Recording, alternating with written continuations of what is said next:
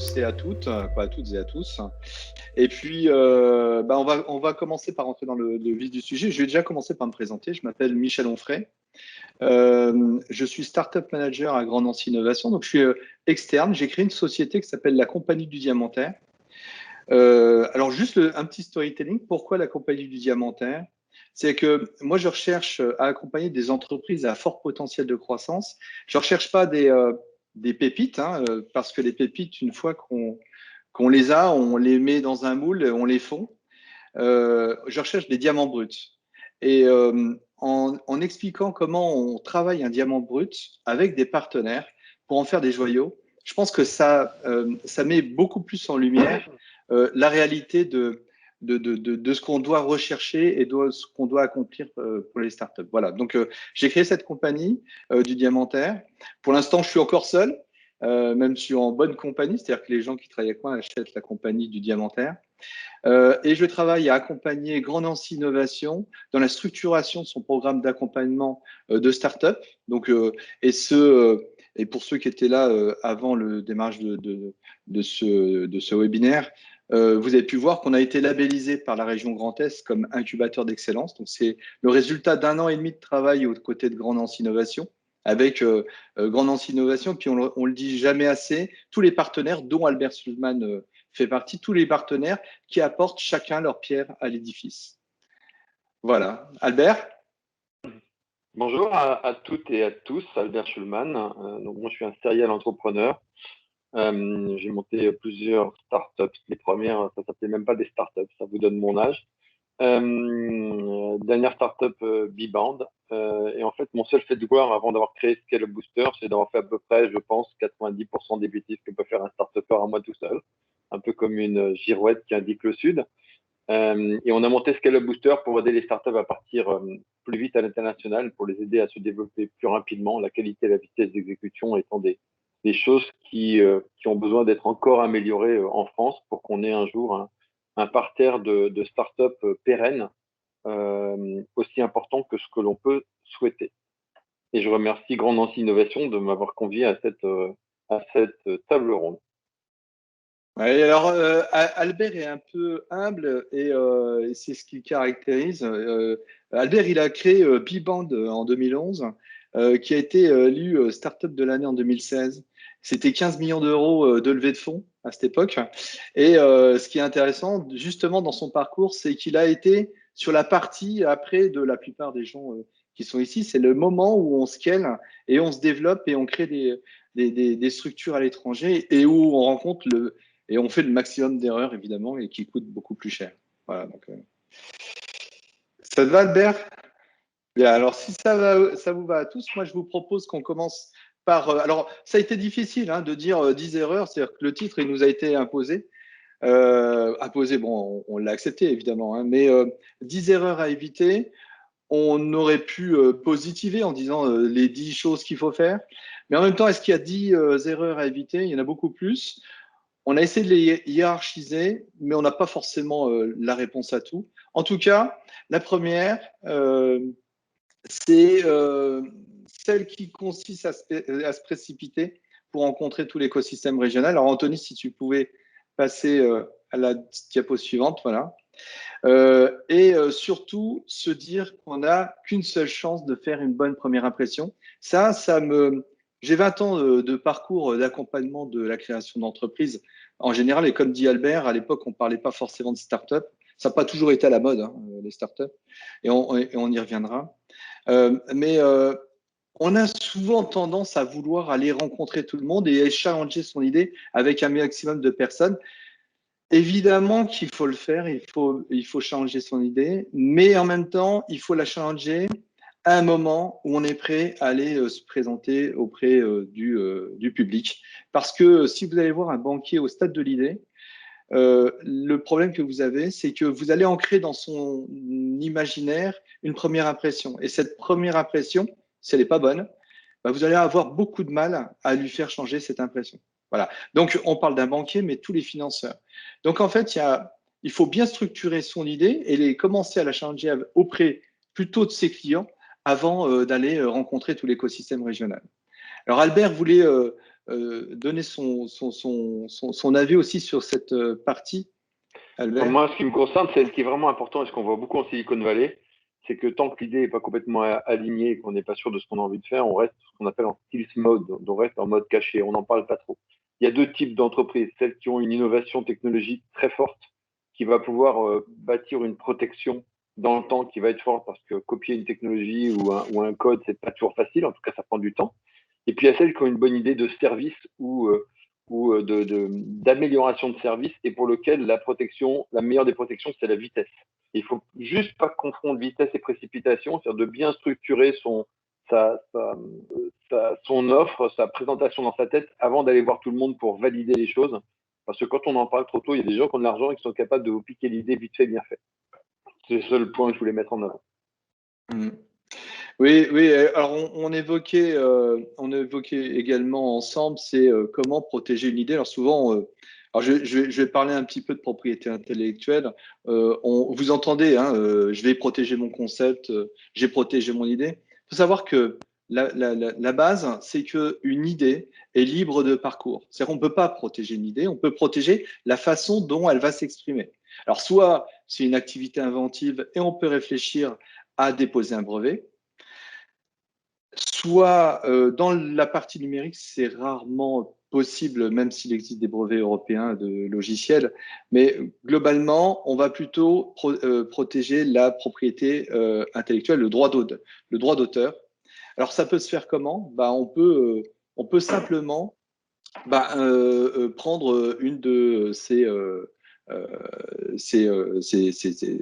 son code et le mettre dans une enveloppe solo. On peut utiliser ça. Et puis, on peut utiliser également la protection des dessins et modèles.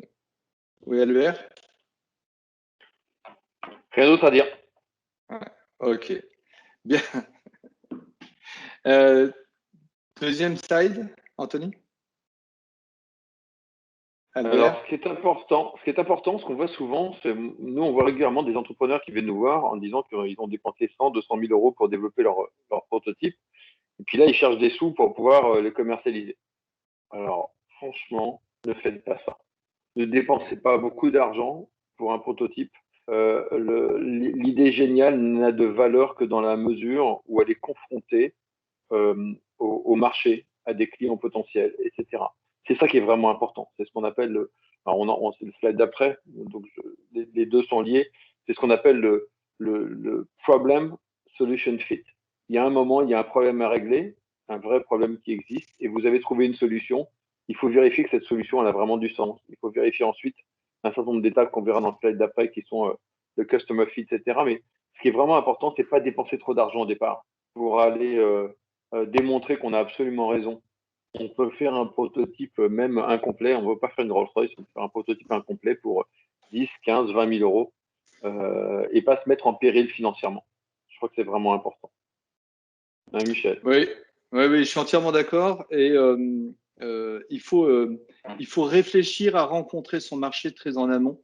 Et donc, je le disais un petit peu la version précédente, c'est quoi la slide précédente, c'est ouais, il faut pas hésiter à rencontrer l'ensemble de son marché. Alors, son marché, c'est pas seulement ses clients, c'est tout l'environnement et essayer de se faire challenger, peut-être même avec un simple mock-up. C'est avant d'aller dépenser trop d'argent justement dans un prototype qui va être très beau et puis que personne va souhaiter utiliser. Absolument.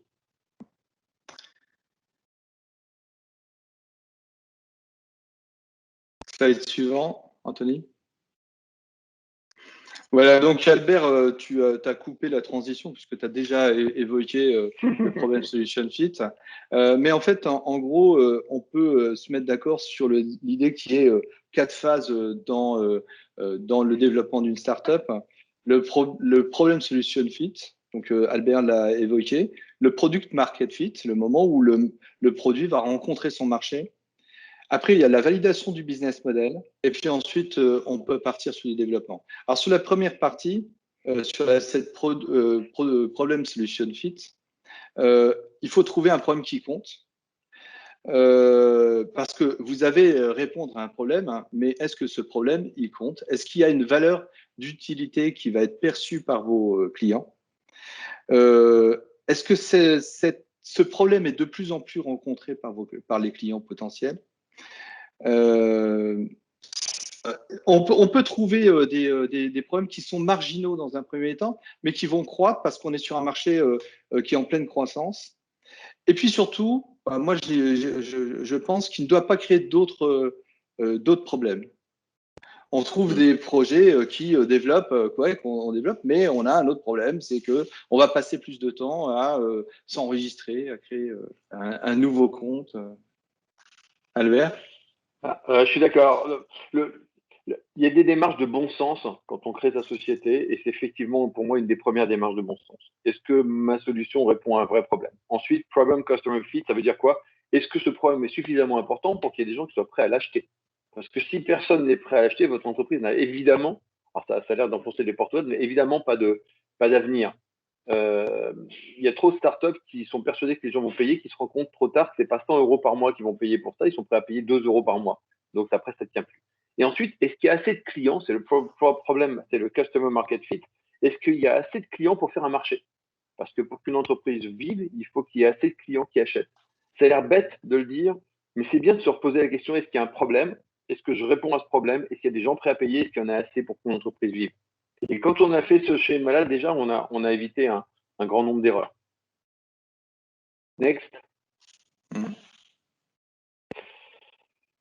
Alors, une erreur aussi importante que font beaucoup de start-upers, c'est de foncer en se prenant des emplois du temps, en rentrant dans des emplois du temps qui sont très importants, très délirants et où on travaille énormément et même le week-end, et qui ne se posent pas suffisamment pour pouvoir se poser la question de savoir avec qui je veux faire les choses et comment je veux les faire. On ne monte pas une société pour faire 10 millions d'euros de chiffre d'affaires comme on monte une société pour faire 500 millions d'euros de chiffre d'affaires. Et la première question à se poser, c'est le truc que j'attaque là, c'est quoi le potentiel? Est-ce que ma boîte, dans 5 ans, il faudrait qu'elle fasse 500 millions ou est-ce qu'il faut qu'elle fasse 5 millions? C'est quoi le niveau? Parce que après, vous avez configuré votre esprit pour atteindre les 500 millions, pour atteindre les 5 millions. Et c'est très difficile de changer de direction en termes de volumétrie quand on est parti dans un temps. Les Américains en Silicon Valley ont tendance à dire que votre idée, elle n'a pas pour objectif de faire au moins 100 millions dans 5 ans, c'est pas une vraie start-up. Alors, ils sont caricaturaux, ils ont un volume qui n'est pas le même que le nôtre, mais je pense que l'idée, en tout cas, doit rester. Et ensuite, avec qui on veut le faire? C'est important de définir quelles sont les compétences dont on a besoin, quelles sont les personnes avec qui on a envie de le faire et est-ce qu'elles vont apporter de la valeur. Il faut qu'on soit aligné par rapport à ça. Il y a trop de startups, il y a plus de 30% des startups qui explosent parce que les fondateurs ne sont pas alignés. C'est quand même beaucoup. Michel? Oui, oui, alors je suis entièrement d'accord. Et d'ailleurs, c'est une partie de notre accompagnement qui n'est pas négligeable. C'est que, alors évidemment, ça prend du temps de créer une entreprise à fort potentiel parce qu'on ne se contente pas justement de l'idée. Et on va d'abord, alors on va challenger son projet et son idée auprès de ses clients. Mais également, tout ce temps-là, ça doit être l'idée de travailler déjà ensemble, de s'habituer à ne pas être d'accord. Et il faut provoquer justement des moments où on va pouvoir échanger sur l'idée qu'on se fait de son projet, parce que Albert a raison, c'est que on s'aperçoit souvent beaucoup trop tard que les fondateurs n'étaient pas alignés sur un projet de vie commun. Certains partaient sur l'idée qu'il fallait vendre l'entreprise dans 3 ans, d'autres qui des Zuckerberg et donc garder leur entreprise et une part significative au capital. Voilà, donc toute cette idée de comment va vivre et se développer l'entreprise, eh ben, entre fondateurs, on doit être aligné ou au moins on doit avoir conscience des écarts de vue sur le projet. Albert? On a perdu Albert. Partie 5, donc ne pas avoir de stratégie de financement, donc combien, quel type, pourquoi faire, quand. Bah oui, à un moment, justement, on ne peut pas aller voir un financeur, qu'il soit public ou privé, sans savoir ce qu'on a besoin. Alors, il faut d'abord s'approprier les chiffres, s'approprier les chiffres, et puis s'approprier les chiffres de charges de produits. Donc, comment on va vendre, combien on va vendre notre produit, notre service, à combien on va le vendre, la taille de notre marché. Donc voilà, il faut tout poser dans ce qu'on appelle un prévisionnel financier. Ensuite, il faut le travailler avec un homme du chiffre, des experts comptables. Et puis, une fois qu'on a quelque chose qui tient la route, qui a été bien challengé avec différents acteurs de votre accompagnement, c'est à ce moment-là, on va aller le challenger auprès des financeurs. Alors, Albert. Alors, pour moi, la stratégie de financement, c'est une chose qui est vraiment importante et sur laquelle on passe pas assez de temps à savoir.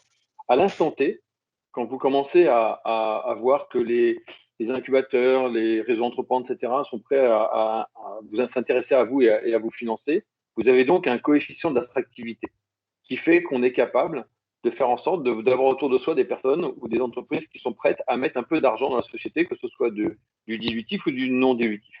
La vraie question pour nous, c'est de dire, à partir de ce coefficient d'attractivité, le niveau d'après du coefficient d'attractivité qui est peut-être là, combien il faut d'argent et pour faire quoi? Et c'est ça votre stratégie de financement. C'est de quoi j'ai besoin pour que le train qui est en gare et qui donne l'impression à plein de monde que c'est super, le train, il va aller super loin, et ben, qu'il puisse vraiment démarrer et que les personnes susceptibles ou les entreprises susceptibles de mettre du financement dedans soient en train de se dire, le train est en train de partir, il faut que je monte dedans à tout prix. Parce que dans ce cas-là, vous allez obtenir du financement. Moi, quand j'ai monté Mi-Band, on a mis 50 000 euros de capital à une époque où tous les financements n'étaient pas aussi structurés qu'aujourd'hui. Je rappelle, c'était en 2011. Et bien, 6 mois plus tard, on avait 230 000 euros en caisse sans avoir donné un gramme d'equity. Ça veut dire quoi? C'est-à-dire qu'on a réfléchi à notre stratégie de financement et comment pouvoir se faire aider pour le faire. Et ça, c'est vraiment un point très, très important pour pouvoir aller faire ce marathon de vitesse. Oui, tout à fait. Et il ne faut pas partir du principe que pour créer une startup, il faut absolument faire de l'equity. Faut pas, la levée de fonds n'est pas une fin en soi. Il faut, ouais, il faut peut-être le meilleur financement qui est possible, c'est quand même le financement qui vient de votre chiffre d'affaires. Alors, parfois, c'est pas possible parce qu'il y a un temps d'accès au marché qui est plutôt long. Et donc, dans ce cas-là, on va chercher des financements extérieurs, mais on peut privilégier le financement non dilutif. Le non dilutif, c'est celui qui va vous permettre qui va être constitué de prêts d'honneur, de prêts bancaires et de subventions et d'avances remboursables. Oui, Albert, tu Alors, voulais. une chose importante, c'est que la première chose importante pour une startup qui veut obtenir des financements, ce sont ses capitaux propres. Il faut avoir des capitaux propres significatifs. On oublie souvent de le dire. Par exemple, Réseau Entreprendre permet d'avoir des quasi-fonds propres quand on a un prêt d'honneur. Et il y en a d'autres qui font ça, il n'y a pas que Réseau Entreprendre, évidemment. Et ça, c'est important parce que c'est ce qui va définir les assiettes que va regarder BPI. C'est aussi ce que vont prendre en compte les banques, etc. Ça, c'est vraiment un point important. Le deuxième point, c'est que quand vous serez au moment d'entrer en levée de fonds, que ce soit du site, de la série A, etc., il y a beaucoup de questions à se poser. On ne va pas les aborder aujourd'hui parce que ce n'est pas tout à fait le sujet. Mais sachez que quand on ne se pose pas les bonnes questions pour sa levée de fonds, et en l'occurrence, je parle un tout petit peu en connaissance de cause pour avoir ramé comme une brute à faire des levées de fonds, à avoir fait la danse du ventre devant des investisseurs alors que ma boîte était à moins 15 000 en banque. Donc, quand vous avez commencé à vivre ça, vous êtes vraiment dans l'entrepreneuriat parce que c'est schizophrénique. Et avoir terminé en mai 2014 par faire la plus belle levée de fonds série A de France. Je ne suis même pas sûr qu'elle était égalée en valeur. On a levé 3,4 millions options à 6 sur une valeur pré-monnaie de 34 millions d'euros en France. Alors qu'on venait de passer de B2C en B2B, que le MVP n'était pas opérationnel et que le premier client B2B n'avait pas été signé. Bon, j'ai fait ce jour-là la plus grosse bêtise de ma vie, mais c'est un autre sujet. Voilà, c'est tout pour le financement. Oui, te concernant, moi je pense que le renforcement des fonds propres en financement non dilutif, il doit précéder, donc c'est mon avis, et c'est ma stratégie en général, même si on peut trouver des exceptions, mais en général, c'est de renforcer d'abord les fonds propres des entreprises sans passer par de l'equity. Parce que au stade de l'idée, l'equity coûte très cher et coûte très cher en capital. Et donc, quand on peut l'optimiser, alors tu as parlé de Réseau Entreprendre, il y a Initiative France et puis d'autres outils de renforcement des fonds propres. Mais en général, quand on a travaillé pendant des mois sur un projet technologique, faut pas oublier qu'on peut, il y a quelque chose à valoriser. Donc, il y a 10 ans en arrière, c'était difficile de trouver un commissaire aux apports. Donc, c'est des gens qu'on trouve sur la liste des experts comptables et des commissaires aux comptes plutôt. C'était difficile de trouver un commissaire aux apports qui venait valoriser le travail que vous avez fait en T-création, donc avant la création de l'entreprise. Aujourd'hui, c'est possible et c'est même quelque chose que je conseille. Alors, ce qu'il faut se dire, c'est que ce que vous avez fait, donc vous travaillez, lorsque vous travaillez, vous comptez tout votre temps sur une feuille de calcul. C'est ce que lorsqu'on est chercheur, on appelle un carnet de laboratoire. Donc, on avait des thématiques technologiques à, à couvrir. Et donc, à ce moment-là, on écrit, on a passé tant de temps à cette thématique, etc. Donc, évidemment, pas sur la partie marketing, mais sur tout ce qui est technologique. Ce temps-là, on pourra l'évaluer et le valoriser en apport dans l'entreprise. Donc, ce sera constitutif du capital social. C'est très intéressant quand on n'a pas beaucoup de capitaux personnels à apporter, donc quand on a des projets d'étudiants. Et donc, il faut, à ce moment-là, donc on le valorise, on a des capitaux, ce ne sera pas repris par des financeurs tels que la BPI. Donc, pour eux, ils retraiteront vos fonds propres de cette valorisation. Par contre, ce sera pris en compte par les associations de prêt d'honneur et les banques. Voilà. Donc, évidemment, vos fonds propres, c'est le taquet, c'est souvent un plafond de verre pour la BPI et parfois les financements régionaux. Et d'ailleurs, une question a été posée sur le minimum. Il faut le plus vite possible arriver à 30 000, si possible 50 000. Pourquoi? Parce que c'est là qu'on obtient le plus grand effet de levier sur tout ce qui est BPI, bancaire, etc. Et c'est pour ça qu'il y a des réseaux qui vous permettent d'avoir des quasi-fonds propres dont vient de parler Michel, et que c'est bien de passer par certains de ces réseaux de façon à ce que peut-être les 10 000 euros que vous mettez au départ deviennent 30 ou 40, et qu'avec là, vous commenciez un phénomène accélérateur qui vous permet de disposer d'un financement suffisant pour pouvoir développer votre solution. Ça veut dire quoi? Ça veut dire que c'est pas toujours une bonne idée de développer plein de choses et de dépenser plein d'argent avant d'avoir créé sa société, parce que l'argent que vous avez développé, vous avez pu le mettre dans le capital aussi. Et au moment où il est dans votre capital, ce sont des fonds propres. Donc c'est important de réfléchir à l'enchaînement des choses, je crois. Ok. Statut, il est déjà là, non? C'est le 6. Non, 6, on n'a pas fait le 6. Ouais, on n'a pas fait le 6. Anthony? Pour revenir en arrière, Anthony. Voilà. Se disperser, s'éparpiller en particulier. Alors, c'est vrai que c'est nécessaire à tout projet d'innovation de foisonner. C'est-à-dire qu'au départ, il y a toujours une phase où on va foisonner, avoir plein d'idées et procéder de façon itérative. On rajoute, et on explore toutes les pistes. Mais à un moment, et c'est la plus grosse des difficultés que rencontrent les créateurs d'entreprise, c'est qu'à un moment, il faut quand même faire un focus. Il faut se focaliser sur le produit et peut-être dégrader un peu le nombre de fonctionnalités, mais il faut se focaliser et porter que lui. Albert, c'est ce que tu voulais dire quand tu parlais de When we focus, we grow? When we focus, we go, ça veut dire quoi? Ça veut dire effectivement qu'il y a un moment pour faire le haut de l'entonnoir, tu as essayé plein de choses, il y a un moment pour se dire, bon, il y a des branches que je vais couper. Et une bonne réflexion par rapport à ça, en tout cas de notre point de vue, encore une fois, c'est que mon point de vue, c'est de dire qu'il y a une différence entre développer son business et faire du chiffre d'affaires. Il devient au bout d'un moment très difficile pour un start-upper de se dire, ah oui, mais là et là, ça nous génère tant de chiffre d'affaires, tant de chiffre d'affaires. Est-ce que c'est vraiment constitutif de la création du business dans lequel vous voulez être? Pas forcément. Je fais plein de services parce que ça me nourrit, mais d'un autre côté, c'est autant de temps que je ne focalise pas sur développer mon activité. Ou je génère un chiffre d'affaires qui a 90% de services, alors que j'ai dit que j'étais une entreprise de logiciels en SaaS. Il y a une dichotomie entre les deux. Il y a un moment, il faut faire un choix. C'est pas toujours facile parce qu'on a besoin des revenus aussi. Donc, c'est en tout cas une chose qu'il faut vraiment avoir en tête, de se dire, si on fait qu'une seule chose à la fois, on la fait bien parce qu'on y met toute son énergie.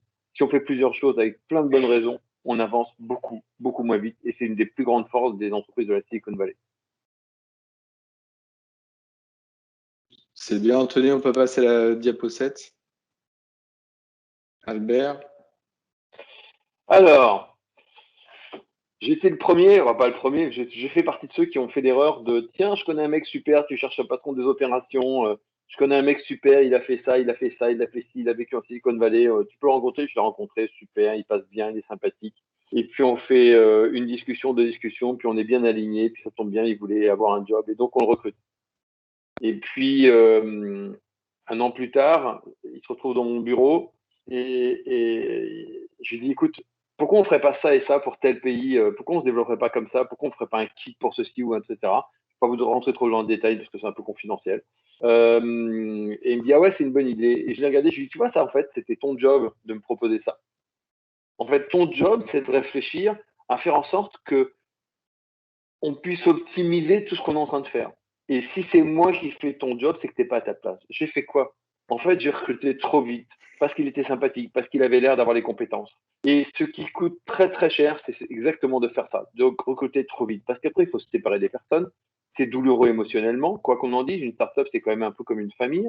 C'est douloureux financièrement, parce qu'évidemment, prud'homme et compagnie, ou gros chèque, quand on est assez intelligent, mais ça reste quand même de l'argent. Et l'argent, c'est toujours ce qui manque le plus dans une startup. Donc, prenez le temps de recruter moins vite. Quand on recrute trop vite, on recrute mal. La pire erreur que j'ai vu faire, qui n'était même pas chez moi pour une fois, c'est de recruter une assistante comptable très rapidement parce que bon, on va prendre une petite jeune qui va faire ça. N'oubliez pas que la secrétaire comptable, elle connaît tous vos comptes, toutes vos informations et si vous voulez vous en séparer, ça coûte très très cher. Il n'y a pas qu'elle, hein, il y a d'autres postes. C'était juste pour illustrer. Donc, il faut prendre le temps de recruter des personnes qui vont acheter vos valeurs, qui vont acheter la vision que vous avez. Ça, pour moi, c'est vraiment important. Oui, alors moi, je préciserai également que on doit recruter pour son business et son entreprise et pas pour faire plaisir à des investisseurs ou à des financeurs.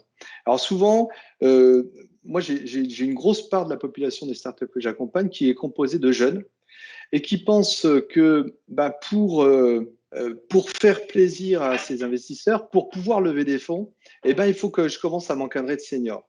Alors le senior, il est intéressant si il apporte une valeur ajoutée et surtout il se moule, et ce qui va être assez dur dans un premier temps, il se moule dans les valeurs et l'idée de l'esprit de la startup.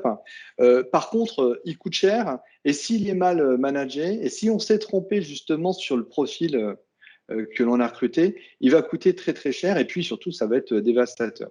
Donc, on recrute pas un senior parce qu'il faut recruter un senior, ça va faire plaisir d'avoir un super bizdev à ses investisseurs. On le recrute parce qu'il est bon.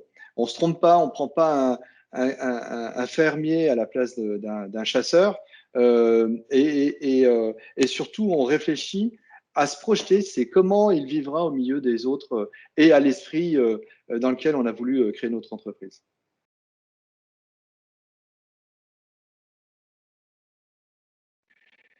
Voilà, il ne faut pas oublier qu'entrepreneur, c'est un nouveau métier.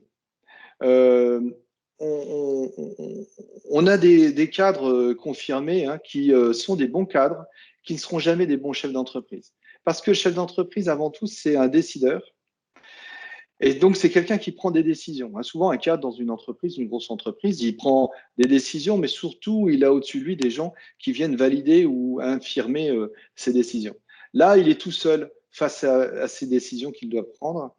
Ça en fait pas forcément un bon entrepreneur. Mais c'est pas valable que pour les cadres confirmés. C'est valable pour tout le monde. Il faut se poser la question de pourquoi je vais entreprendre. Est-ce que c'est parce que c'est à la mode? Je le vois aussi beaucoup chez les étudiants. Hein. C'est à la mode d'être entrepreneur quand on fait des études parce qu'on est start-upper. On a aussi des horaires aménagés. Pour autant, est-ce que c'est une bonne motivation? Voilà. Parce que start-upper ou entrepreneur, c'est quelque chose qui va occuper une grande part de notre vie. Donc, ça, on emmène avec nous beaucoup de notre entourage, que ce soit des conjoints quand on est marié ou quand des conjoints ou les enfants ou la santé. Voilà. Et donc, voilà. Entrepreneur, c'est un nouveau métier. Et on n'a pas, tant qu'on ne l'a pas fait, on n'est pas sûr d'être fait pour ça. Je suis bien d'accord avec toi, Michel.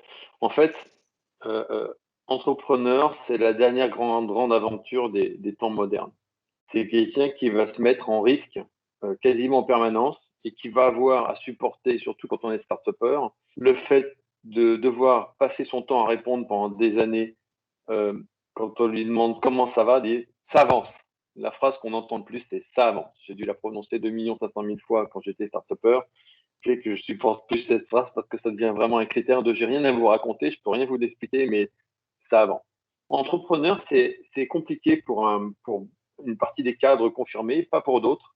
Il y en a qui sont faits pour ça. Et entrepreneur, ça veut dire quoi? Ça veut dire être capable d'être un peu homme orchestre, un peu tout faire. Pas forcément tout bien, donc s'allier avec des personnes externes pour faire bien ce qu'on ne fait pas bien, mais être capable d'à peu près tout faire correctement. Parce que quand on monte sa société, on n'a pas le loisir ni l'argent pour aller payer des experts pour tout faire. Et l'entrepreneur qui réussit et qui scale son entreprise, c'est celui qui arrive ensuite à passer de homme orchestre à chef d'orchestre. Et franchement, c'est pas ce qui est le plus simple. C'est pas ce qui était le plus simple pour moi. Et j'ai appris pas mal de choses dans la douleur, comme beaucoup d'entrepreneurs. En revanche, entrepreneur, c'est une aventure exceptionnelle. Donc, l'aventure que j'ai vécue avec mes entreprises, c'est quelque chose de fantastique au niveau humain, au niveau émotionnel, au niveau partage, au niveau découverte. C'est une aventure absolument extraordinaire. Et Albert, quelle était ta plus grosse difficulté justement quand toi tu t'es lancé assez tard hein, sur la création de cette entreprise? Ah ouais, moi, quand j'ai monté Bibande, j'avais 49 ans, donc je j'étais pas jeune, Mhm. c'était en pleine crise. Alors, pas la crise du coronavirus, mais c'était déjà en pleine crise.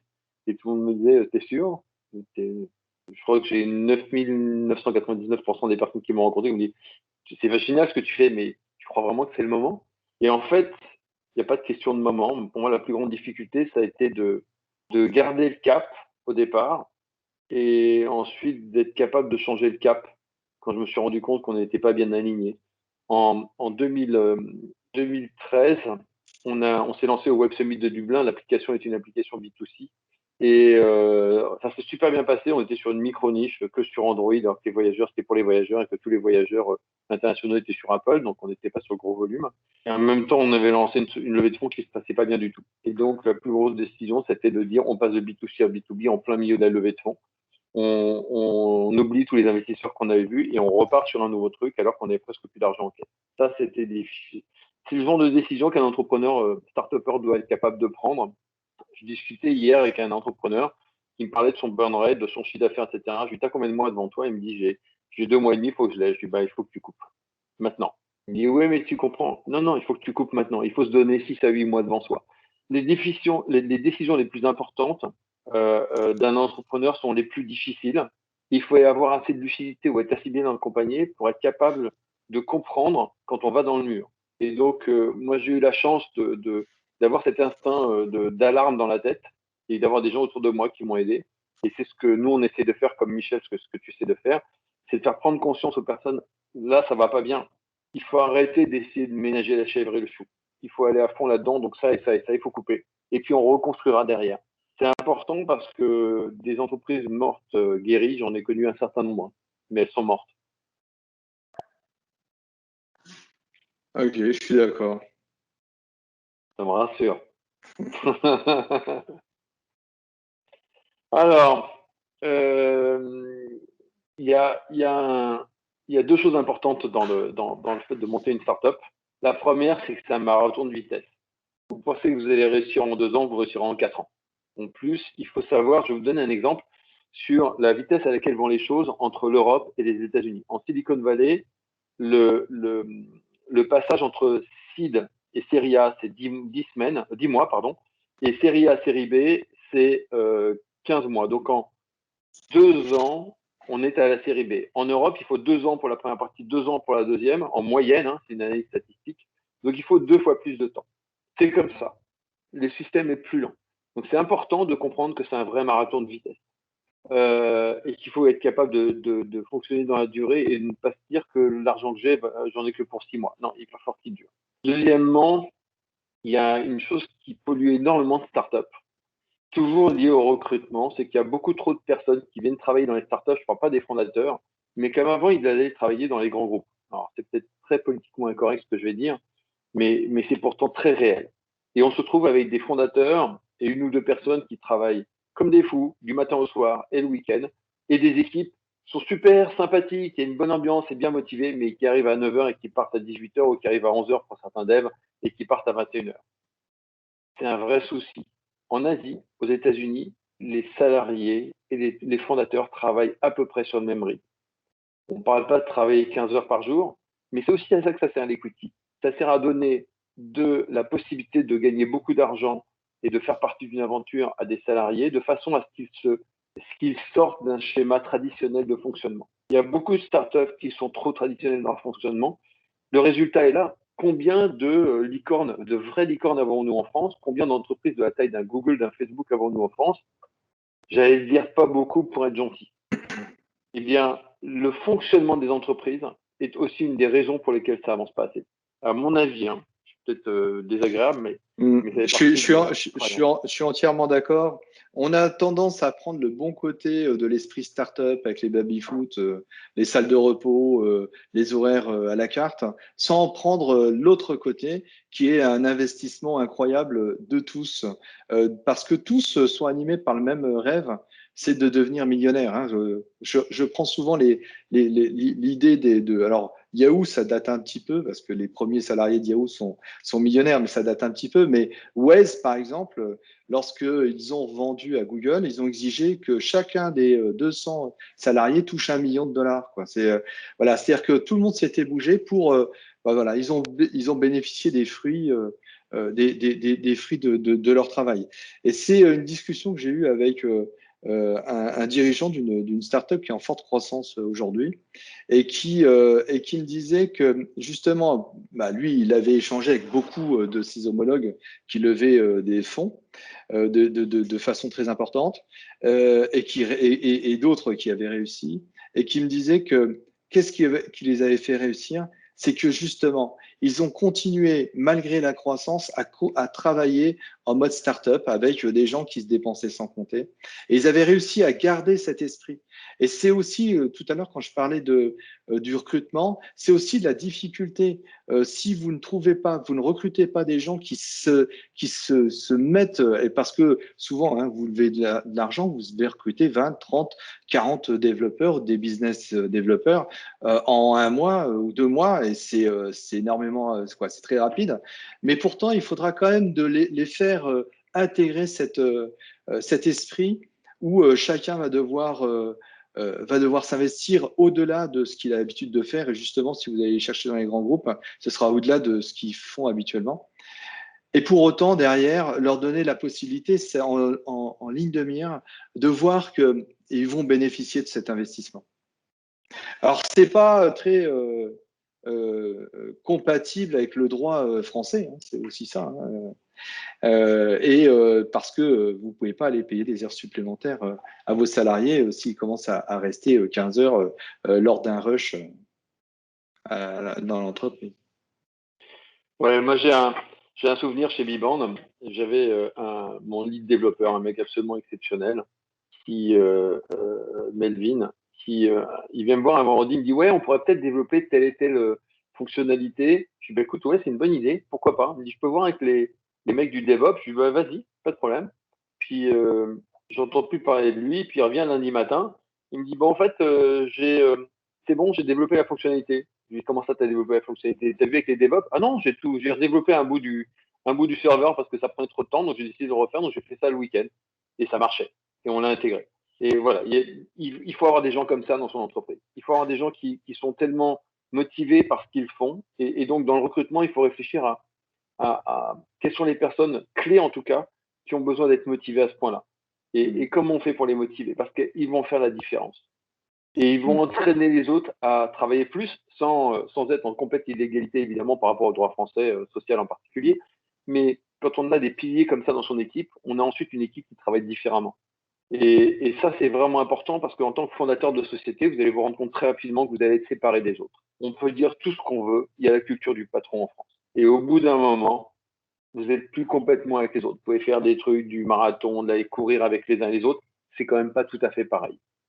il y a quand même une petite séparation. Donc, il faut avoir des piliers qui, eux, vont être dans l'équipe et qui vont vous aider à véritablement faire en sorte qu'il y ait une motivation et donc une émulation qui soit vraiment forte. Mm. Et pas oublier qu'il y a un travail de leader à faire, hein. C'est-à-dire que c'est aussi l'exemple. J'ai aussi vu, moi, des dirigeants d'entreprise qui regrettaient ne pas avoir l'esprit start-up chez eux, avec des salariés qui partaient à 17 heures. Oui, mais lui arrivait à 10 heures. Il partait peut-être à 20 heures, mais il allait déjeuner pendant 2 heures le midi. Voilà, donc les salariés que vous allez avoir vont vous regarder et vont se pluguer par rapport à vous. Donc, alors comment Guillaume demande comment détecter les détecter avant l'embauche? Bah, il faut les détecter, mais ensuite vous pouvez rendre médiocre quelqu'un de très bonne qualité, simplement parce que vous n'avez pas su l'emmener là où il fallait. Donc c'est plus sur vos capacités à emmener vos équipes que sur le bon diamant brut à détecter lorsque vous le recrutez. En fait, En tout cas, il faut challenger vos valeurs avec les gens que vous recrutez, ça c'est sûr. Oui, Albert. ouais, ce que je veux dire par rapport au fait de détecter, alors pour les développeurs, c'est clair, faites-leur développer quelque chose, quoi. Vous voyez ce qu'ils sont capables de vous sortir. Quand vous voulez avoir un lead développeur sur une app, il y a un moment, il doit être capable de vous sortir un truc pour vous montrer qu'il est capable de le faire. J'ai beaucoup de startups qu'on accompagne ou qu'on a accompagné qui font ça et je trouve ça assez efficace pour voir si la personne sait sortir un peu du cadre. Pour les autres, ben, il faut avoir envie que la personne vous montre qu'elle sait faire. Et puis ensuite, il y a une chose qui est très importante aussi, qu'on pourrait mentionner là, c'est moi, je l'ai vécu à plusieurs reprises. Parfois, on se dit telle personne, finalement, elle n'est pas bonne, elle n'est pas efficace. Et c'est peut-être juste parce qu'elle n'est pas exactement à sa place dans l'entreprise. Et que quand on lui trouve sa bonne place dans l'entreprise, une personne du marketing qui finalement est peut-être mieux en customer service parce qu'il y a un super rapport client, mais alors la partie vision n'est pas idéale par rapport à ce qu'on veut faire en marketing. Voilà, la question qu'il faut souvent se poser, c'est quelle serait la meilleure place pour la personne en question par rapport à son talent à elle, par rapport à ses compétences. Et quand on rencontre quelqu'un, c'est la même question. C'est comment je perçois cette personne en termes de talent et de compétences. Au-delà de ce qui est écrit sur le CV, est-ce que je pense que c'est plutôt là ou autre chose? Garder cet esprit ouvert. On peut recruter quelqu'un pour une raison et puis se dire finalement, peut-être qu'elle serait plus heureuse ailleurs. Mais on peut aussi avoir l'idée en tête dès le départ. Il y a une chose qui est importante quand on est fondateur de société. Pour moi, il y a une valeur qui doit être absolument ancrée en vous. C'est l'exemplarité. Il y a trop de fondateurs qui s'autorisent des choses qu'ils n'autorisent pas à leurs équipes. Et ça, c'est pas acceptable. C'est facile de se faire suivre par les autres quand on a une vision claire de là où on veut aller, quand on partage sa vision, qu'on l'explique et qu'ensuite on recueille les retours de son équipe pour amender la vision, parce que si on fait que dans un sens, c'est très bon, c'est à l'ancienne. Et surtout, quand on ne s'autorise pas à soi des choses qu'on n'autorise pas aux autres. Pour moi, c'est notre monde, la chose dont il manque le plus aujourd'hui, c'est du sens de l'exemplarité. Le fait de s'imposer à soi des règles plus strictes qu'aux autres, c'est le minimum pour que les autres aient envie de vous suivre ou de vous accompagner. Et c'est pas forcément la chose la plus facile à faire, mais je vous recommande vraiment de réfléchir à cette phrase. Bah, Bon, on est d'accord. Bon, on va passer à la 10e règle l'idée de sous-estimer le budget de communication. Alors, on s'entend bien. Euh, on est d'accord que le budget de communication, il va intervenir à partir du moment où vous allez rencontrer votre marché, hein, le fameux product market fit. Si vous développez une application que même votre mère ou votre sœur n'utilise pas, posez-vous la question que ce n'est pas un problème de coût de budget de communication. C'est que vous n'avez pas rencontré votre marché, ou en fait, alors faut se poser la question sur qu'est-ce qui fait que vous n'avez pas rencontré votre marché. Bon. Par contre, une fois que vous avez rencontré votre product market fit, hein, donc le moment où votre produit rencontre son marché avec un bon coût de distribution, et bien là, à ce moment-là, vous allez avoir besoin d'argent parce qu'il n'y a pas de bonnes idées qui vont se vendre tout seuls. La viralité, comme on le voit peut-être dans les films de façon abusive, bah, ça ne, bah, en tout cas, moi, je n'ai pas rencontré très souvent. Et toujours, il faut réfléchir à comment je vais distribuer mon produit ou mon service et quel va être le coût d'accès. Albert? oui, un des coûts les plus importants que les startups rencontrent, c'est la mise en œuvre du go-to-market. Parce qu'on pense qu'on a un chemin du marché qui est évident, c'est sûr, les mecs vont adorer, et finalement, ça ne se passe pas comme ça. Et le marché est un peu plus compliqué, et il y a d'autres intervenants. Et donc ça, il ne faut pas le sous-estimer. Parce que dépenser trop d'argent à aérer pour essayer de ramener peu de chiffre d'affaires, c'est souvent parce qu'on n'a pas testé suffisamment. Donc le budget qui est nécessaire en communication, en commercial, en marketing, est de plus en plus important et il ne va pas cesser de grimper, d'autant plus que maintenant tout le monde sait ce que c'est que le SEO, tout le monde sait ce que c'est que d'aller acheter des Google AdWords, etc., etc. Et donc au bout du compte, tout le monde sait ce que c'est que le growth hacking. Hein. J'imagine que vous avez tous autour de vous des entreprises qui font ça. Alors, il y en a qui sont bonnes, il y en a qui sont moins bonnes. Hein. C'est comme tout, c'est pas parce que le mot est un peu à la mode qu'il faut croire que toutes les boîtes de growth hacking sont au même niveau. Elles n'ont pas toutes les mêmes approches. Et ce sont rarement celles qui vous donnent des approches, ça va marcher dans un mois, tu vas voir, on va faire un carton. Ce ne sont pas celles-là. Ça prend du temps.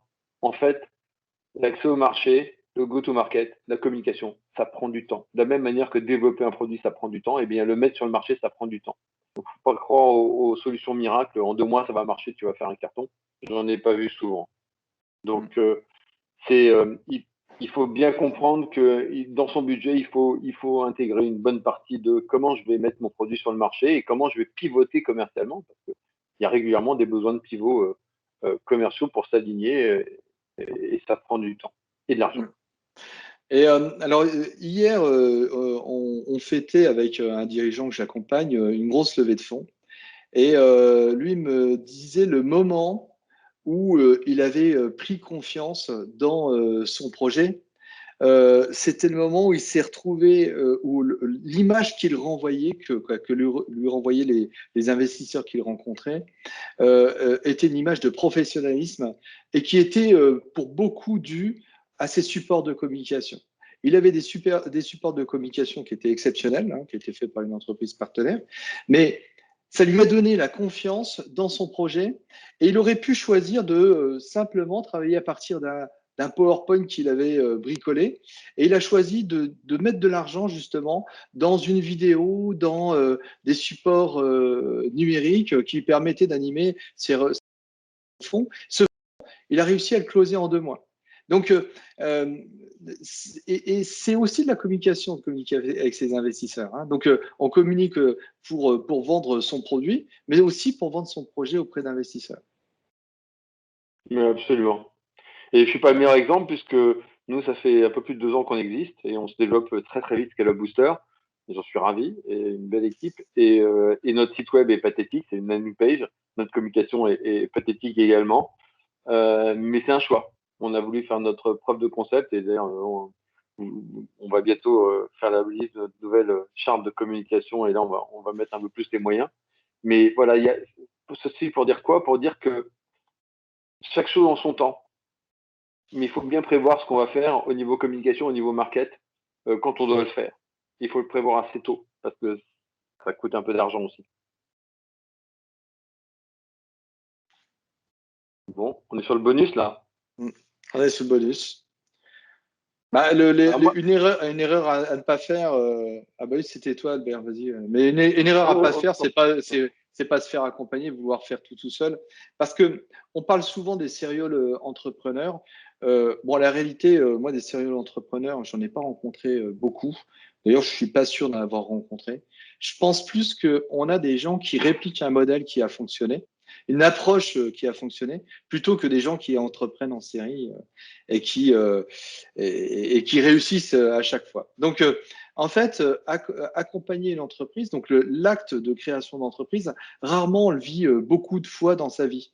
Donc, surtout si c'est votre première fois, bah, appuyez-vous sur des gens alors, qui l'ont peut-être vécu par procuration, mais qui ont vécu les erreurs qui ont été faites par les entreprises et qui se disent, bah, tiens, à un moment, bah, cette erreur-là, elle revient tout le temps, comme on a essayé de le faire aujourd'hui avec Albert. Cette erreur-là, on la voit fréquemment. Et on va essayer de pas la faire. Donc, essayer et puis des structures d'accompagnement, il y en a plein sur le marché, de plus ou moins bonne qualité, mais de toute façon, ne serait-ce qu'un miroir c'est déjà mieux que rien. Et vous savez, il y a des statistiques. Alors, dans les startups, c'est plus important que dans les entreprises traditionnelles. Mais dans les entreprises traditionnelles, on sait qu'une entreprise sur deux disparaît dans les 5 premières années. Une entreprise, toute entreprise confondue, qui demande ne serait-ce qu'un conseil à un expert comptable, celle-ci, ses chances de succès, elles passent à 65% à 5 ans. Et celles qui se font accompagner, on est sur 90%. Alors évidemment, quand on est sur les projets à fort potentiel, on accompagne des projets qui veulent être champions du monde. Des champions du monde, il n'y en a pas beaucoup chaque année. D'ailleurs, Albert a rappelé qu'on était assez pauvres en France en licorne.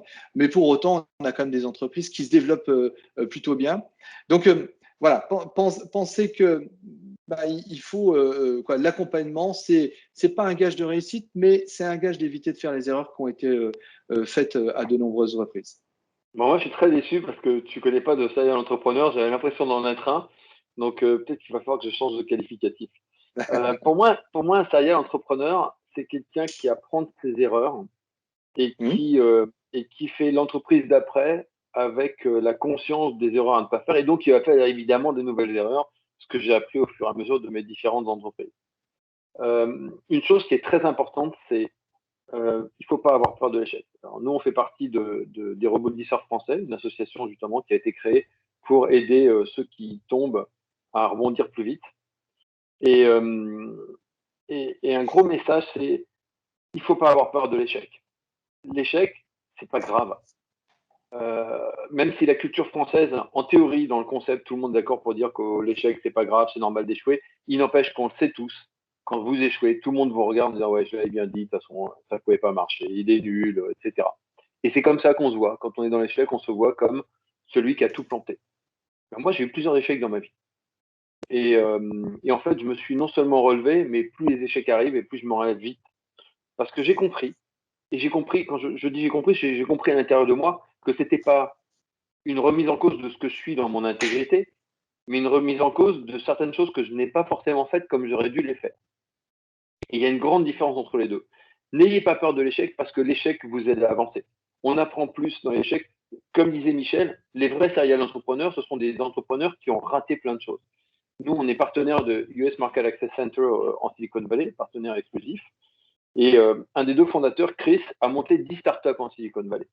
Et quand il raconte, il dit, il y en a 6, j'ai mangé ma chemise. Il faut savoir que 70% des SDF en Silicon Valley sont des entrepreneurs. Hein. C'est quand même assez hallucinant. Les trois suivantes, ils sont à peu près sortis. Et la dernière, il l'a montée à plusieurs. Ils se sont dit, dans 5 ans, on fera 500 millions de dollars de chiffre d'affaires. 5 ans plus tard, ils en faisaient 432. Donc, il n'y a plus de problème d'argent, ni pour lui, ni pour sa famille, pendant des générations, puisqu'ils ont vendu. Ça veut dire quoi? Ça veut dire qu'il a appris de ses erreurs. Ça veut dire que oui, vous allez faire des erreurs, vous allez connaître des échecs, vous allez tomber. L'échec, c'est pas de tomber. L'échec, c'est de rester là où on est tombé. C'est pas de moi. Et donc, c'est important pour vous de comprendre que face à vos proches, parce que le plus dur, c'est ça. C'est le soutien dans la durée de la famille, qui à un moment commence à s'étioler parce que quand on est entrepreneur, on vit moins bien, on gagne moins bien sa vie, on avait un job, on avait plus de salaire, etc. Il y a un moment où l'espoir de réussite commence à un peu s'étioler tout autour et puis on n'ose plus trop en parler et puis la tension monte. C'est normal, ça fait partie du chemin de l'entrepreneur. On l'a quasiment tous vécu. D'accord? Donc c'est normal. Il faut pas, si vous avez le sentiment que vous êtes dans la bonne direction, et pour ça, il faut être accompagné, comme disait Michel, il faut avoir autour de soi des gens dont c'est le métier, qui peuvent vous donner une lecture sur est-ce que vous êtes en train d'aller dans la bonne direction ou pas, parce qu'il y en a aussi qui sont un petit peu têtus et qui ne voient pas les arbres arriver. Mais si vous pensez que vous êtes dans la bonne direction et que vous vous réalignez, que vous avez assez de flexibilité pour rebouger de façon à vous aligner par rapport à votre entreprise et par rapport à un chemin qui peut vous amener vers le succès, dans ce cas-là, lâchez pas le morceau. Faut pas oublier, celui qui gagne le marathon, c'est celui qui accélère les 10 derniers kilomètres. D'accord? C'est pas un jeu facile dans lequel on est quand on est entrepreneur. Et donc, le faire tout seul, c'est souvent une erreur parce qu'on va recommettre les erreurs que les autres ont commises. C'est ce que je crois en tout cas. Ouais, je suis d'accord. Et puis pour te rassurer, ouais, c'est peut-être une définition du serial entrepreneur qu'il faudrait qu'on qu'on échange ensemble, ça me donnait plutôt l'impression d'un entrepreneur en cascade que en serial entrepreneur. Quoi, dans mes propos, c'est plutôt celui qui veut entreprendre plein d'entreprises de front et en même temps. J'en ai pas vu beaucoup qui réussissaient. J'en ai vu beaucoup qui essayaient. Mais ça rejoignait l'idée de la focalisation. C'est qu'à un moment, il faut quand même être focus sur un business. L'entrepreneuriat, c'est pas facile. Sinon, il y aurait beaucoup plus de monde qui le ferait, même si ça a beaucoup évolué ces 10 dernières années. Hein. Moi, je suis rentré, ces 20 dernières années, parce que je suis rentré dans la création d'entreprise il y a plus de 20 ans maintenant. À l'époque, on avait 140 000 créateurs d'entreprises chaque année. Aujourd'hui, on a 850 000. Alors évidemment, il y a la moitié, c'est des auto-entrepreneurs. Certains le font par opportunisme pour avoir droit à tel décaissement de primes d'investissement dans son entreprise, ou pour faire du black. Mais reste quand même que l'esprit entrepreneurial s'est fortement développé et et aujourd'hui, même si ça s'est développé, pour autant, l'entrepreneuriat, ça reste quand même pas quelque chose de simple, puisque 400 000 créateurs d'entreprises, en gros, hein, sur ceux qui ne sont pas des auto-entrepreneurs, donc d'entreprises de capitaux, 400 000 par an, bah, rapporté aux 66 ou 67 millions d'habitants, ça reste quand même pas la majorité du genre. Ouais. Il y a des petites questions que je vois apparaître. Alors, il y en a une sur, on parlait de l'échec. Est-ce que ça freine l'accès aux subventions? Non. Ça dépend comment vous êtes planté. Si vous avez laissé des dettes partout et que vous êtes interdit, ça va être compliqué. D'accord? Donc, il faut savoir s'arrêter au bon moment et pas laisser de mauvaises traces. Exactement. Et ensuite, d'aller voir banquier, etc. et dire voilà, bon, je ferme la boîte parce que j'ai pas trouvé mon marché, ça va pas, etc. Et je vais réaligner mon truc et je vais redémarrer ensuite autre chose. Et le banquier, vous l'avez pas planté, il dit bon, bah, au moins il a géré, il va apprendre et vous retournez, que ce soit pour les subventions ou que ce soit pour les soutiens bancaires ou financiers, ça va le faire. Parce que justement, comment ça va passer le message que l'erreur et l'échec ne sont pas des choses rédhibitoires. Je suis d'accord. C'est pas un frein à partir du moment où on a travaillé proprement avec que ce soit les investisseurs, les financeurs, que ce soit publics ou privés. Ce sera pas un frein. Par contre, il faut faire attention de ne pas aller jusqu'à la faute de gestion, mais aussi de ne pas s'être moqué de nos financeurs. Hein. Donc, vendre un projet d'innovation qui n'en est pas réellement un, les financeurs publics, ils s'en rappelleront. Voilà. Mais s'ils ont le sentiment qu'ils ont eu en face d'eux un dirigeant qui a essayé, qui s'est battu, mais qui n'a pas réussi, et qui a appris justement de ses erreurs, là, ça se passe plutôt bien dans un second temps, en général. Et il faut toujours se dire une chose, il faut toujours se dire que je ne dois pas laisser de traces négatives. D'ailleurs, j'en profite pour ceux qui sont jeunes, leur passer un message. Les écrits restent. Faites attention à ce que vous écrivez. Un jour, ça vous revient dans le nez.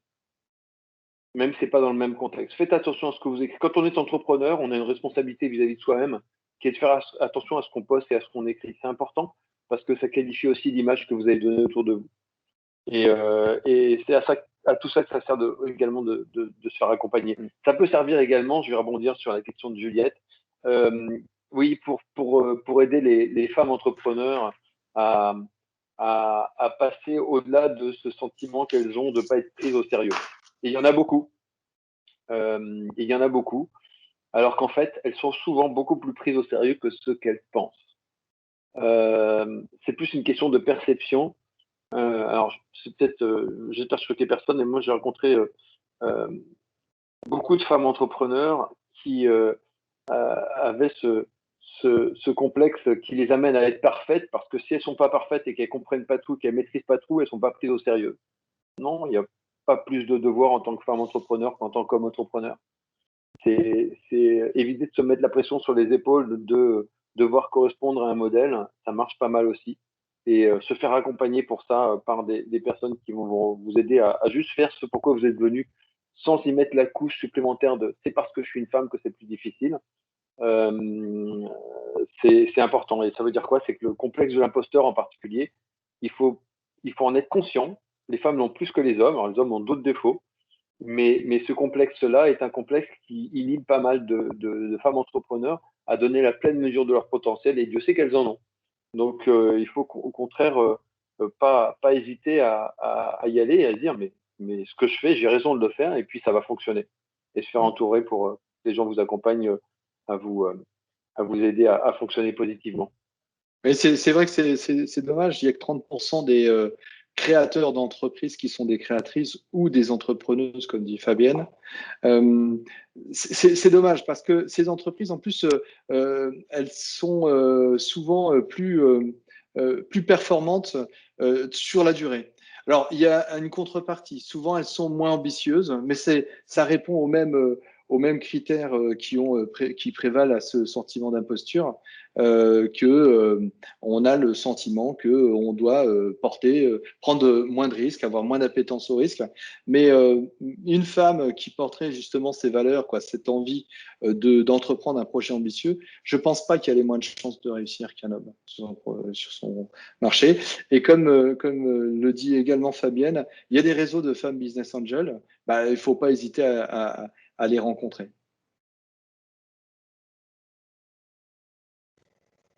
Il y avait une question concernant le TRL et le gros hacking, Albert, si tu veux répondre. Oui, alors, oui, le TRL, donc l'état de maturité growth hacking. En fait, le growth hacking, c'est quoi? C'est vous aider à faire de la croissance, c'est ce que tout le monde comprend, faire de la croissance en utilisant tous les moyens numériques. Et il y a des entreprises qui font ça très bien. Mais en fait, quand vous les rencontrez, elles savent également vous aider à tester. Donc, vous pouvez commencer très tôt à faire du growth hacking. Moi, je connais un certain nombre de growth hackers qui font du vrai test, de la vraie validation pour voir si vous savez vous aligner par rapport à vos clients. Donc, ça peut commencer relativement tôt, dès que vous avez un proto qui tient un peu la route. On peut commencer à faire on peut commencer à faire du growth hacking, mais à petite dose. Encore une fois, c'est comme tout. On peut mettre beaucoup de communication ou peu de communication, mais à growth hacking, on peut en mettre un petit peu ou en mettre beaucoup. En tout cas, il faut être très très clair sur ce qu'on veut valider. Je crois que la question importante quand on veut faire du growth hacking ou n'importe quel investissement dans le domaine du commercial, du marketing, de la communication, du digital, c'est quel est l'objectif que j'ai? Pas l'objectif à 2 ans. Si je fais une opération, elle a quel but? Là, il faut que je sonde pour savoir si c'est bien telle population ma cible et s'ils vont vraiment acheter. Voilà, ça c'est une cible qui est claire. Et bien là, vous sondez au niveau de deux, trois growth hackers s'ils peuvent vous aider. Il y en a un qui va dire, ouais, on va faire ça, ça vous fait sens, ça vous y allez.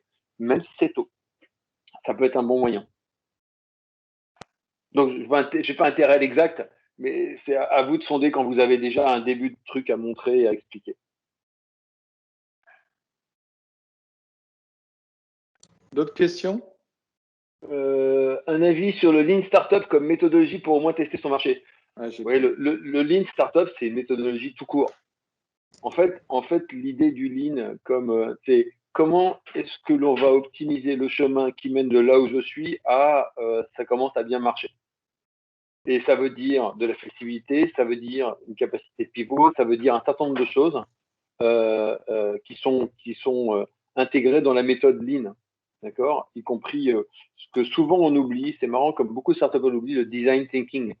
Il ne faut pas hésiter à construire la fin de son idée avec ses utilisateurs, avec ses clients.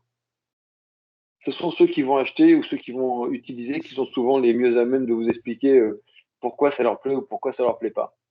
Et un point dans ce truc-là qui, moi, me fait réagir souvent, c'est on est vraiment tout le temps tenté en France de faire des Rolls-Royce. Commencez comme les Américains. Commencez par une 2 chevaux pour ceux qui savent encore ce que c'est. Commencez par un truc simple et testez les fonctionnalités dont eux ont besoin, pas celles que vous pensez qu'ils vont demander. Parce que c'est comme ça qu'on va beaucoup plus vite. L'approche design thinking qui est intégrée d'ailleurs d'une certaine manière dans le Lean Startup, c'est ça. C'est j'avance en sondant au fur et à mesure. C'est de l'approche par petits pas. Et c'est beaucoup, beaucoup, beaucoup plus efficace. Alors, à mon avis, en tout cas. Bon, Alors, maintenant, peut-être comment les trouver, les gros hackers? Bah, moi, je dirais que bah, voilà, on a nous-mêmes animé un webinaire autour du gros hacking. Donc, faut regarder un petit peu sur Internet ceux qui vous paraissent les plus pertinents et puis s'en rapprocher. Éventuellement, si vous avez de la proximité, des fois, ça peut être pas trop mal. Mais voilà, globalement, vous les retrouvez sur Internet facilement. Albert? Et puis sinon, Le- on est là pour ça aussi. Hein. Notre mission, c'est de vous accompagner. Donc n'hésitez pas à nous Mm, contacter. On en mm, connaît, Michel en connaît qui sont mm. régionaux, moi j'en connais d'autres. Et n'hésitez surtout pas, en fonction de ce truc, on vous orientera si on peut le Mm. faire correctement. Oui, oui, c'est-à-dire que nous, à chaque étape, on a des partenaires. Quand on est dans nos démarches d'accompagnement, on a des partenaires qui sont labellisés en fonction des qualités. C'est-à-dire que cette liste de partenaires évolue tout le temps. Quoi, elle évolue. Certains restent très longtemps parce qu'ils sont très bons, et puis d'autres qui sont meilleurs rentrent. Et en général, on sélectionne quoi, c'est tout le temps, on sélectionne nos partenaires. Donc, si vous êtes accompagné, bah, évidemment, votre accompagnateur sera une bonne source pour trouver un gros hacker. Ouais. Normalement. Non. Ouais. Euh, y a-t-il des signes faibles lorsqu'on trouve son PMS en France pour ne pas attaquer le marché US rapidement? Je pense exactement le contraire. Je pense qu'une startup qui a un potentiel mondial doit attaquer le marché américain le plus vite possible. Parce que c'est pas en France que vous allez aller vite. Il faut comprendre que l'Europe va 2 à 3 fois moins vite que les États-Unis ou l'Asie en termes de vitesse récurrente. C'est pas un hasard si la plupart des startups de technologie françaises se font racheter par des Russes, des Chinois et des Américains. C'est parce que quand ils commencent, ils sont numéro un. Et puis l'idée commence à progresser et les Américains ou les Chinois ou les Asiatiques montent des boîtes pour faire ça. Ils sont 4 fois mieux financés, 2 fois plus vite. Résultat, ils ont tellement d'argent qu'ils vous rachètent. Et on a tout raté. Donc je pense qu'il faut. Nous, notre credo, c'est très tôt qu'il faut attaquer le marché américain parce que c'est un marché assez homogène. Ça dépend des métiers, mais c'est en général assez homogène et qui permet de scaler très très vite. C'est deuxièmement un marché dans lequel vous pouvez, nous, les programmes d'accélération qu'on fait, on peut rencontrer, moi quand j'ai fait mon programme d'accélération, parce qu'avant d'en promouvoir, j'en ai fait un, et bah, j'ai vu le numéro 3 de eBay. Pas mal quand même, hein, en tant que rendez-vous, 20 minutes. Et dans les 20 minutes, il m'a dit, ah, écoutez, c'est pas pour moi parce que votre truc, il n'y a pas les images comme je veux et tout, donc ça marche pas. En revanche, ça peut intéresser PayPal, ça ne vous embête pas. Il a pris son coup de fil. Hein. Demain, 15 heures, ça vous va? Je dis, bah oui, ça me va. J'avais rendez-vous avec le numéro 2 de PayPal. D'accord? Ça, c'est la Silicon Valley des États-Unis. On peut aller très très vite sur des rendez-vous très très courts pour avoir un go-no-go sur ce qu'on veut faire. En France, impossible. J'ai essayé de faire la même chose avec Orange. Au bout du 27e rendez-vous, et je pèse mes mots, c'était bien 27, la personne me dit oui, oui, c'est moi, je suis le bon interlocuteur, sauf que je viens de changer de job. J'avais envie de tirer sur tout ce qui bouge. Donc on n'a pas cette conscience en France de donner l'information rapidement à la personne pour qu'elle puisse faire son choix, lui dire ça m'intéresse pas, parce qu'on ne veut pas blesser, parce que toute la culture française. Et donc en Europe c'est pareil et ça fait perdre énormément de temps. Il n'y a pas ça aux États-Unis. Le fameux je vais au CES et ils ont tous adoré ce que je fais, ils m'ont tous dit what can I do for you? Ça veut dire que votre truc ça les intéresse pas du tout. Parce que si ça les intéresse dans les 20 minutes de l'entretien, ils agissent. Ils font rentrer quelqu'un, ils vous prennent un autre rendez-vous, ils vous connectent avec quelqu'un d'autre. C'est la culture américaine. Nous, non. Et donc, aller vite quand on a une idée aller tester vite la capacité qu'on a de se développer à l'international, pour nous, c'est essentiel. Mais en fait, on accompagne des entreprises qui sont Scale-up Boosters, qui sont des entreprises qui font déjà du chiffre d'affaires. Et il y en a d'autres. Alors, il faut quand même avoir des moyens, c'est pas gratuit évidemment, mais on les accompagne beaucoup plus early stage parce qu'elles disent mon truc c'est mondial. Il faut que je teste si c'est déjà parti aux États-Unis, en Asie, et je veux savoir quelle est ma traction potentielle et comment je dois m'aligner avant de faire les investissements. Ce sont des points importants à garder en tête. Il faut sonder vite. Et puis, créer une boîte mondiale n'a pas le même sens que créer une boîte française puis mondiale. Parce que vous allez recruter un mec génial qui est super bien pour le business en France, mais il ne parle pas anglais, ou pas très bien. Donc votre directeur commercial qui se séduit, bah, il ne parlera pas très bien anglais. Alors c'est une erreur qui a l'air bête, hein, mais ça arrive tellement souvent. Votre équipe, elle est franco-française, vous voulez partir à l'international, vous partez avec un handicap. Si dès le départ vous dites non, non, moi ce qui m'intéresse c'est le monde, pensez monde, respirez monde. Autrement dit, c'est ce que je disais tout à l'heure sur si je veux monter ma boîte à 100 millions, je vais la configurer pour ça. Si votre boîte c'est un potentiel que vous pensez être mondial, d'abord testez-le, validez-le, on peut en discuter ensemble, hein. La discussion est gratuite, je vous rassure. On peut en discuter ensemble, on vous donnera notre feedback. Et à partir de là, vous serez en mesure déjà d'avoir, et il n'y a pas que nous, hein, quand je dis nous, c'est parce qu'on est en train de discuter ensemble, enfin, on est en train de vous présenter quelque chose, mais aller voir différentes personnes pour avoir une idée si vraiment c'est un truc qui est mondialisable ou pas. Et si vraiment ça l'est, si vraiment vous avez un potentiel, alors donnez-vous les moyens de vos ambitions. Ne restez pas dans un système franco-français avec cette phrase qui pour moi est la pire qui existe. Fais d'abord tes preuves ici.